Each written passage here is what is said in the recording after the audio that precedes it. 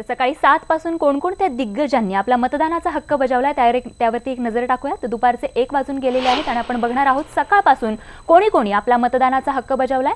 ही सगळी दृश्य आपण मतदानाची पाहतोय। जयंतराव पाटील, त्याचबरोबर उल्हास पाटील, एकनाथ खडसे यांनी देखील आपला मतदानाचा हक्क बजावलेला आहे। तिकडे अकलूजमध्ये रणजितसिंह मोहिते पाटील यांनी देखील काही वेळापूर्वी मतदान केलंय। इंदापूर, कोल्हापूर, नगर, कणकवलीची ही दृश्य मतदानाची पाहतोय, ज्या ठिकाणी दिग्गजांनी आपल्या मतदानाचा हक्क बजावलाय।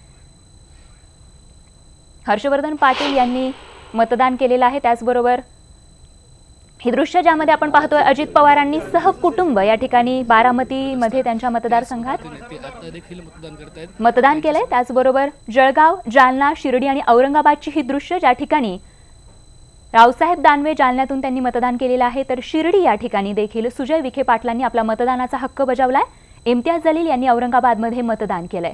तर खास करून दिग्गज मंडळी जे आहेत किंवा सीनियर सिटीजन, ज्येष्ठ नागरिक जे आहेत, त्यांनी सकाळच्या वेळेत आपला मतदानाचा हक्क बजावण्यासाठी प्राधान्य दिल्याचं बघायला मिळतंय। उन्हाचा पारा चढण्याच्या आधी सकाळी हे दिग्गज जे आहेत ते मतदान करताना बघायला मिळतंय। साताऱ्याची ही दृश्य ज्यामध्ये उदयनराजे भोसले जे आहेत ते मतदान त्यांनी केलेलं आहे। नरेंद्र पाटील असतील, कोल्हापूरमधली ही दृश्य, त्याचबरोबर अकलूजमध्ये विजयसिंह मोहिते पाटलांनी मतदान केलंय। कांचन कुल यांनी बारामतीमध्ये आपला मतदानाचा हक्क बजावलाय। तर तिकडे सांगलीमध्ये आपण पाहतोय विशाल पाटील यांनी देखील मतदान केलंय।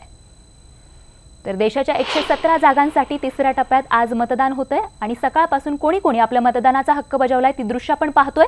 निमगाव इथे आपण बघत आहोत संजय शेंडे यांनी मतदान केले, तर राम शिंदे यांनी अहमदनगरमध्ये मतदान केलंय। तर पडसावळेमध्ये साताऱ्याच्या महादेव जानकरांनी मतदानाचा हक्क बजावलाय। तर सदाभाऊ खोत यांनी सांगलीमध्ये मतदान केलं असून सांगलीची दुसरी दृश्य ज्याच्यामध्ये विश्वजित कदम यांनी सहकुटुंब मतदान केल्याचं बघायला मिळतं। तर पुण्याला गिरीश बापटांनी देखील मतदानाचा हक्क बजावला। एकूणच सर्वसामान्य नागरिकांसोबतच दिग्गज मंडळींनी देखील सकाळच्या वेळेत आपला मतदानाचा हक्क बजावलेला आहे।